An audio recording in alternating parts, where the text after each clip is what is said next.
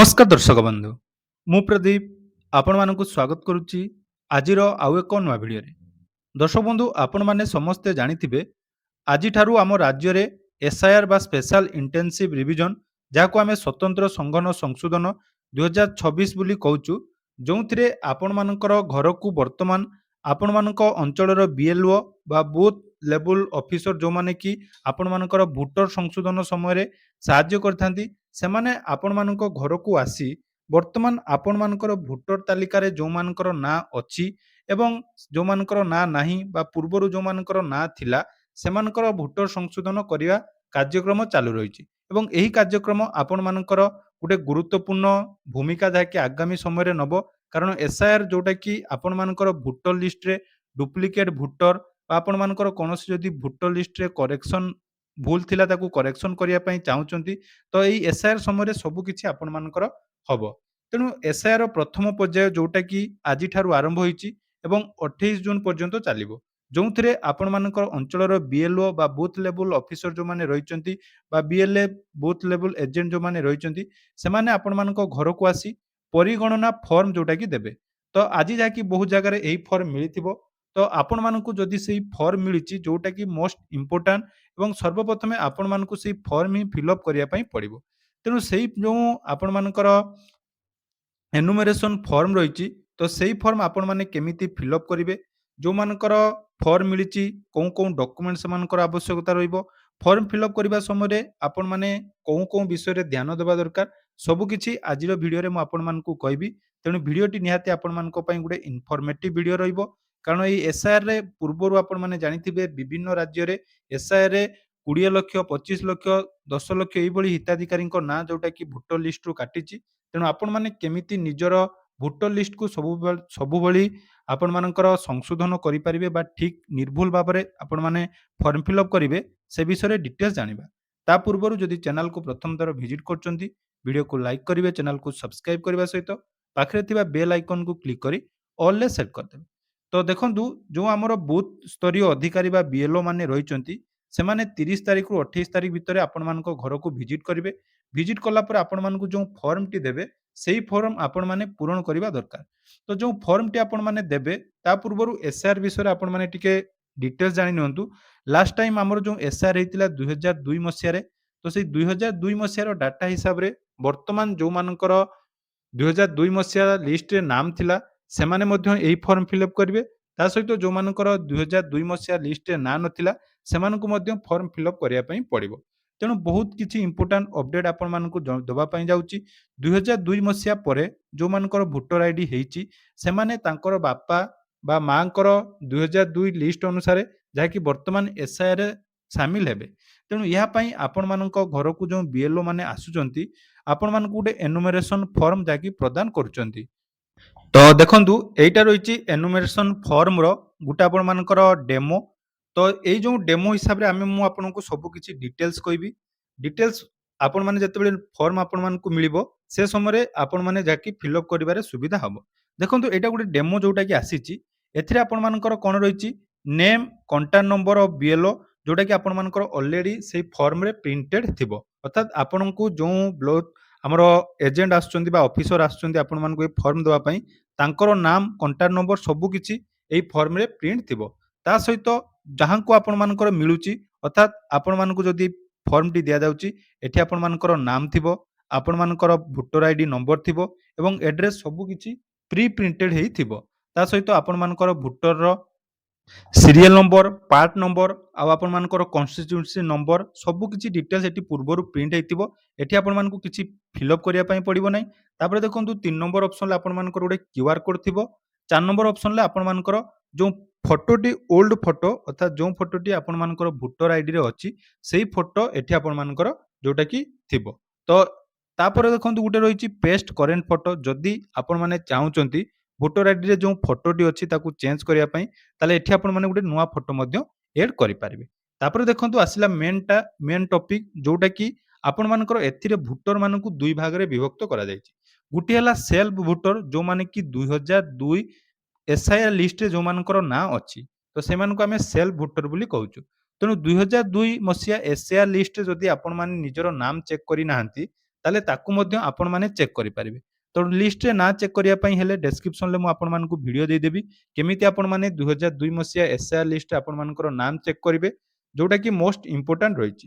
ତେଣୁ ଯୋଉମାନଙ୍କର 2002 ମସିହାରେ ଭୋଟର ଲିଷ୍ଟ ଥିଲା, ସେମାନେ ଦେଖନ୍ତୁ ଏଇ ଯୋଉ ଲେଫ୍ଟ ସାଇଡ୍‌ରେ ଆପଣମାନଙ୍କର ମୋବାଇଲ୍ ସ୍କ୍ରିନ୍‌ର ଲେଫ୍ଟ ସାଇଡ୍‌ରେ ଦେଖୁଥିବେ ବା ଫାର୍ଷ୍ଟରେ ଦେଖୁଥିବେ, ଯୋଉ ଫର୍ମଟି ରହିଛି ସେଇଟା ଆପଣମାନଙ୍କୁ ଫିଲ୍ଅପ୍ କରିବା ପାଇଁ ପଡ଼ିବ। ଏଠି ଦେଖନ୍ତୁ ଆମର ଏଇଟା ଇଂଲିଶରେ ଲେଖା ଥାଇପାରେ, ନହେଲେ ମଧ୍ୟ ଏଇଟା ଓଡ଼ିଆରେ ଆପଣମାନଙ୍କର ଲେଖା ହେଇଥିବ। ଯୋଉଟାକି details of the elector in the electoral roll of the last SIR. ଅର୍ଥାତ୍ ଏଠି ଆପଣମାନେ ଯୋଉ ଡିଟେଲ୍ସ ଦେବେ ସେଟା 2002 ମସିହାର ଏସ୍ଆଇଆର୍ ଲିଷ୍ଟ ଅନୁସାରେ ଆପଣମାନଙ୍କୁ ଦେବା ପାଇଁ ପଡ଼ିବ। ଏଇଟା କୋଉମାନେ ଦେବେ ନା ଯୋଉମାନଙ୍କର 2002 ମସିହାରେ ଭୋଟର ଆଇଡି ଥିଲା ଏବଂ ଏସ୍ଆଇଆର୍ ଲିଷ୍ଟରେ ନାଁ ଅଛି। ତାପରେ ଦେଖନ୍ତୁ ତାପର ଯୋଉ ଅପସନଟି ଅଛି ଏଟା ହେଲା ଆପଣମାନେ କୋଉମାନେ ଫିଲ୍ଅପ୍ କରିବେ ନା ଯୋଉମାନଙ୍କର 2002 ମସିହାରେ ଭୋଟର ଲିଷ୍ଟରେ ନାମ ନଥିଲା, 2002 ମସିହା ପରେ ଯୋଉମାନଙ୍କର ଭୋଟର ଲିଷ୍ଟରେ ନାଁ ଏଡ୍ ହେଇଛି ସେମାନେ ଏଇ ଫର୍ମଟାକୁ ଫିଲ୍ଅପ୍ କରିବେ। ତ ଚାଲନ୍ତୁ ଏଇ ଫର୍ମରେ କଣ କଣ ଆପଣମାନେ ଲେଖିବେ ମୁଁ ଆପଣମାନଙ୍କୁ ଡିଟେଲ୍ସ କହିଦଉଛି। ପ୍ରଥମେ ଦେଖନ୍ତୁ ରହିଛି ଇଲେକ୍ଟ୍ରାଲ୍ ନେମ୍, ଅର୍ଥାତ୍ ଏଠି ଯାହା ବି ନାମ ଆପଣମାନେ ଦେବେ ସବୁ 2002 ମସିହା ଅନୁସାରେ ଆପଣମାନଙ୍କର ନାମର ସ୍ପେଲିଂ ଯାହା ବି ଥିଲା ସେଇଟା ହିଁ ଆପଣମାନେ ଦେବେ। ମନେ ରଖନ୍ତୁ କୌଣସି ନୂଆ ଲିଷ୍ଟର ନାଁ ଅନୁସାରେ ଆପଣମାନେ ଦେବେ ନାହିଁ। 2002 ମସିହା ଏସ୍ଆଇଆର୍ ଲିଷ୍ଟ ଅନୁସାରେ ଆପଣମାନଙ୍କୁ ଏଠି ନାମ ଦେବା ପାଇଁ ପଡ଼ିବ। ତ ଏଠି ଆପଣମାନଙ୍କର ନାମ ଦେବେ। ତାପରେ ଆପଣମାନଙ୍କର ଯୋଉ ଇପିଆଇସି ନମ୍ବର ବା ଯୋଉଟାକି ଭୋଟର ଆଇଡିର କାର୍ଡ ନମ୍ବର ଦେବେ। ତାପରେ ରିଲେଟିଭ୍ସ ନେମ୍, ରିଲେଟିଭ୍ସ ନେମ୍‌ରେ କାହାର ନାମ ଦେବେ ନା ସେଇ ଏସ୍ଆଇଆର୍ ଲିଷ୍ଟରେ ଆପଣମାନଙ୍କର ଥିବ। ରିଲେଟିଭ୍‌ରେ ବାପାଙ୍କର ନାଁ ଯଦି ଅଛି ବାପାଙ୍କର ନାମ ଦେବେ। ଯଦି ଆପଣଙ୍କର ମାଆଙ୍କର ନାମ ଅଛି ତାହେଲେ ମାଆଙ୍କର ନାମ ଦେବେ। ମନେ ରଖନ୍ତୁ ଏଇଟା ହେଉଛି ମୋଷ୍ଟ ଇମ୍ପୋର୍ଟାଣ୍ଟ, କାରଣ ବହୁତ ଜଣ ଏଇଟା ଭୁଲ କରିବେ। ଆପଣମାନେ ବର୍ତ୍ତମାନ ଭୋଟର ଲିଷ୍ଟ ଅନୁସାରେ ଏଟାକୁ ଫିଲ୍ଅପ୍ କରିବେ ନାହିଁ। 2002 ମସିହା ଭୋଟର ଲିଷ୍ଟ ଅନୁସାରେ ସେଥିରେ ଆପଣମାନଙ୍କର ଯାହାଙ୍କର ନାମ ଅଛି ତାଙ୍କର ନାମ ଲେଖିବେ। ରିଲେଟିଭ୍ ନାମ ଲେଖିଲେ, ତାପରେ ରିଲେସନସିପ୍ ଲେଖିବେ। ଯଦି ଆପଣଙ୍କର ବାପାଙ୍କର ନାମ ଦେଲେ ତାହେଲେ ବାପା ଲେଖିବେ, ବା ଯଦି ମାଆଙ୍କର ନାମ ଥିବ ତାହେଲେ ମା ଲେଖିବେ। ଡିଷ୍ଟ୍ରିକ୍ଟ ଲେଖିବେ, ଷ୍ଟେଟ୍ ଲେଖିବେ। ତାପରେ ଦେଖନ୍ତୁ ଏସ୍‌ସି ନମ୍ବର, ଏସ୍‌ସି ନମ୍ବର ଆପଣମାନେ କୋଉଠୁ ପାଇବେ? ଏସ୍‌ସି ନମ୍ବର ଆପଣମାନେ ଯେତେବେଳେ ଭୋଟର ଲିଷ୍ଟକୁ ଡାଉନଲୋଡ୍ କରିବେ, ଏସ୍ଆଇଆର୍ ଲିଷ୍ଟକୁ ଡାଉନଲୋଡ୍ କରିବେ, ସେଠି ଆପଣମାନଙ୍କର ଏସ୍‌ସି ନମ୍ବର ଥିବ, ପାର୍ଟ ନମ୍ବର ଥିବ ଏବଂ ସିରିଏଲ୍ ନମ୍ବର ମଧ୍ୟ ଥିବ। ମନେ ରଖନ୍ତୁ ଏଇଟା ହେଉଛି ମୋଷ୍ଟ ଇମ୍ପୋର୍ଟାଣ୍ଟ। ଏଇଟା ଆପଣମାନେ ଭଲ ଭାବରେ ଫିଲ୍ଅପ୍ କରିବେ। ଏଇଟା ଗଲା ଯୋଉମାନେ ପୁରୁଣା ଡାଟାବେସ୍‌ରେ ଆପଣମାନଙ୍କର ଲିଷ୍ଟରେ ନାଁ ଅଛି ସେମାନେ ଫିଲ୍ଅପ୍ କରିବେ। ତାପରେ ଆସିଲା ଯୋଉମାନଙ୍କର ନାଁ 2002 ମସିହା ଲିଷ୍ଟରେ ନଥିଲା, ସେମାନେ ଏଇଟାକୁ ଫିଲ୍ଅପ୍ କରିବେ। କିନ୍ତୁ ମନେ ରଖନ୍ତୁ ଏଠି ଆପଣମାନେ ଯୋଉ ଫିଲ୍ଅପ୍ କରିବେ କଣ ଲେଖାଯାଇଛି ନା details of the relative whose name is given in the previous column in the last SIR. ଅର୍ଥାତ୍ ଏଠି ଆପଣମାନଙ୍କର କୁହାଯାଉଛି ଯେ ଲାଷ୍ଟ ଏସ୍ଆଇଆର୍‌ରେ ଆପଣମାନଙ୍କ ପରିବାରରେ ଯାହାଙ୍କର ନାଁ ଥିଲା, ଯେମିତିକି ମୁଁ ଆପଣମାନଙ୍କୁ ଏକ୍ସାମ୍ପଲ୍ ଦଉଛି, ଯଦି ବର୍ତ୍ତମାନ ଆପଣମାନଙ୍କର ବୟସ 18+ ହେଇଛି କିନ୍ତୁ 2002 ମସିହାରେ ଆପଣମାନଙ୍କର ଲିଷ୍ଟରେ ନାଁ ନଥିଲା, ତ ସେ ସମୟରେ ଲିଷ୍ଟରେ କାହାଙ୍କର ନାମ ଥିବ ନା ଆପଣଙ୍କର ବାପା କିମ୍ବା ମାଆଙ୍କର ଯାହାଙ୍କର ଜଣଙ୍କର ନାମ ଥିବ। ତେଣୁ ବାପା କିମ୍ବା ମାଆଙ୍କର ଯାହାଙ୍କର ଲିଷ୍ଟରେ ନାଁ ଅଛି ତାଙ୍କର ଡିଟେଲ୍ସ ଏଠି ଆପଣମାନେ ଫିଲ୍ଅପ୍ କରିବେ। ତେଣୁ ସେଇଭଳି ଭାବରେ ଏଠି ତାଙ୍କର ନାମ ରଖିବେ। ଯଦି ବାପାଙ୍କର ନାମ ଅଛି ବାପାଙ୍କର ଦେବେ, ବା ଯଦି ମାଆଙ୍କର ନାଁ ଲିଷ୍ଟରେ ଥିଲା 2002 ମସିହା ଏସ୍ଆଇଆର୍‌ରେ ଆପଣମାନେ ତାଙ୍କର ଲିଷ୍ଟର ନାଁ ଦେବେ। ତାପରେ ଦେଖନ୍ତୁ ତାଙ୍କର ଯଦି ଭୋଟର ଆଇଡି ନମ୍ବର ଅଛି ଦେବେ।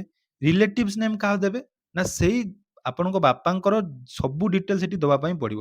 ଏଠି ଆପଣମାନେ ନିଜର ଡିଟେଲ୍ସ ଭୁଲରେ ବି ଦେବେ ନାହିଁ। ଦେଖନ୍ତୁ କନଫ୍ୟୁଜନ୍ ହୁଅନ୍ତୁନି। ଯଦି କୌଣସି ପ୍ରୋବ୍ଲେମ୍ ଅଛି ମୁଁ ଆପଣମାନଙ୍କୁ ଗୋଟେ ଗୋଟେ କରି ସବୁ କିଛି କହୁଛି। ହୁଏତ ଭିଡ଼ିଓଟି ଟିକେ ଲେନ୍ଦି ହେଇପାରେ, କିନ୍ତୁ ଯୋଉ ପ୍ରୋସେସ୍ ମୁଁ ଆପଣମାନଙ୍କୁ କହୁଛି ସେଇ ପ୍ରୋସେସ୍‌ରେ ଆପଣମାନେ ଫିଲ୍ଅପ୍ କରନ୍ତୁ। ଅର୍ଥାତ୍ ଏଇ ଲିଷ୍ଟରେ ଯୋଉମାନଙ୍କ ନାଁ ରହିବ ଏଠି ଆପଣମାନଙ୍କ ନାଁ ରହିବ ନାହିଁ। 2002 ମସିହାରେ ଯୋଉ ଏସ୍ଆଇଆର୍ ହେଇଥିଲା ସେଠି ଯୋଉ ଆପଣଙ୍କର ବାପା କିମ୍ବା ମାଆଙ୍କର ନାଁ ଥିଲା ତାଙ୍କର ଡାଟା ଏଠି ଆପଣମାନେ ଫିଲ୍ଅପ୍ କରିବେ। ତ ସେଇ ଡାଟା ମଧ୍ୟ ଆପଣମାନଙ୍କୁ ସେଇ ଏସ୍ଆଇଆର୍ ଲିଷ୍ଟରେ ମିଳିଯିବ। ତ ସେଠି ତାଙ୍କର ନାମ ଲେଖିବେ, ତାଙ୍କର ଭୋଟର ଆଇଡି ନମ୍ବର, ତାଙ୍କ ରିଲେଟିଭ୍ ନେମ୍, ଯେମିତିକି ରିଲେଟିଭ୍ ନେମ୍ ହିସାବରେ ଯଦି ଆପଣଙ୍କ ବାପାଙ୍କର ଦଉଛନ୍ତି ତାହେଲେ ଏଠି ତାଙ୍କ ବାପା ଆପଣଙ୍କର ଜେଜେବାପା ବା ଆପଣଙ୍କ ଜେଜେମାଙ୍କ ନାଁ ରହିବ। ତାଙ୍କ ରିଲେସନସିପ୍ ରହିବ, ଡିଷ୍ଟ୍ରିକ୍ଟ ରହିବ, ଷ୍ଟେଟ୍ ରହିବ, ଏସ୍‌ସି ନମ୍ବର ରହିବ। ସବୁକିଛି ଡିଟେଲ୍ସ ଆପଣମାନେ ଏଠି ଫିଲ୍ଅପ୍ କରିନେବେ। ତେଣୁ ଏଇ ଦୁଇଟା ହେଲା ମୋଷ୍ଟ ଇମ୍ପୋର୍ଟାଣ୍ଟ। ଏଇ ଦୁଇଟା ଫିଲ୍ଅପ୍ କରିସାରିଲା ପରେ ତାପରେ ଯୋଉ ଅପସନଟି ଆସିବ ସେଇଟା ଆପଣମାନେ ନିଜର ଡିଟେଲ୍ସ ଏଠି ହିଁ ଆପଣମାନେ ଦେବେ। ମନେ ରଖନ୍ତୁ ଏଇ ଡିଟେଲ୍ସଟି ସମସ୍ତେ ଫିଲ୍ଅପ୍ କରିବେ।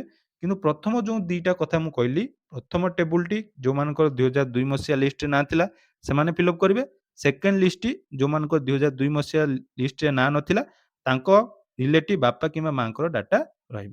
ତ ଏଇ ଯୋଉ ଅପସନଟି ରହିଛି ଏଠି ଆପଣମାନଙ୍କର କଣ ରହିବ ନା ଏଠି ଆପଣଙ୍କର ନିଜର ଡିଟେଲ୍ସ ଦେବେ। ଯୋଉଥିରେ କି ଆପଣଙ୍କର ଡେଟ୍ ଅଫ୍ ବାର୍ଥ ରହିବ, ଆଧାର ନମ୍ବର ଅପସନାଲ୍ ଅଛି ଦେଲେ ଦେବେ ନହେଲେ ନାହିଁ, ମୋବାଇଲ୍ ନମ୍ବର ଦେବେ, ଆପଣଙ୍କର ବାପାଙ୍କର ବା ଗାର୍ଡିଆନ ବାପା ରୁହନ୍ତୁ ବା ମା ରୁହନ୍ତୁ ତାଙ୍କର ବାପାଙ୍କର ହିଁ ଦେବେ। ତାପରେ ବାପାଙ୍କର ଭୋଟର ଆଇଡି ଦେବେ। ନିଜ ମାଆଙ୍କର ନାମ ଲେଖିବେ। ମାଆଙ୍କ ଭୋଟର ଆଇଡି ଯଦି ଅଛି, ଯଦି ଡେଥ୍ ହେଇଯାଇଛି ତାହେଲେ ଦେବାର କିଛି ଆବଶ୍ୟକତା ନାହିଁ। ତାପରେ ଦେଖନ୍ତୁ ସ୍ପାଉସ୍ ନେମ୍, ଯଦି ଜଣେ ମ୍ୟାରେଜ୍ କରିକି ଆସିଛନ୍ତି ବା ମହିଳା ଅଛନ୍ତି ତାଙ୍କର ସ୍ୱାମୀଙ୍କର ନାମ ଏଠି ଦେବେ ଏବଂ ସ୍ୱାମୀଙ୍କର ଯୋଉଟାକି ଭୋଟର ଆଇଡି ନମ୍ବର ଦେବେ। ମନେ ରଖନ୍ତୁ ଏଇ ଯୋଉ ଆପଣମାନଙ୍କର ଫର୍ମଟି ଅଛି, ଏଇଟା ଆପଣମାନେ ରିସେଣ୍ଟ ଡାଟା ହିସାବରେ ଫିଲ୍ଅପ୍ କରିବେ। ଏଇଟା କିନ୍ତୁ ସମସ୍ତେ ଫିଲ୍ଅପ୍ କରିବେ। କିନ୍ତୁ ଫାର୍ଷ୍ଟ ଯୋଉ 2ଟା ଅପସନ୍ ରହିବ, ଏଇଟା ଆପଣମାନଙ୍କର କୋଉମାନେ ଫିଲ୍ଅପ୍ କରିବେ ସେ ବିଷୟରେ ମୁଁ ଅଲରେଡି ଆପଣମାନଙ୍କୁ କହିଦେଲି।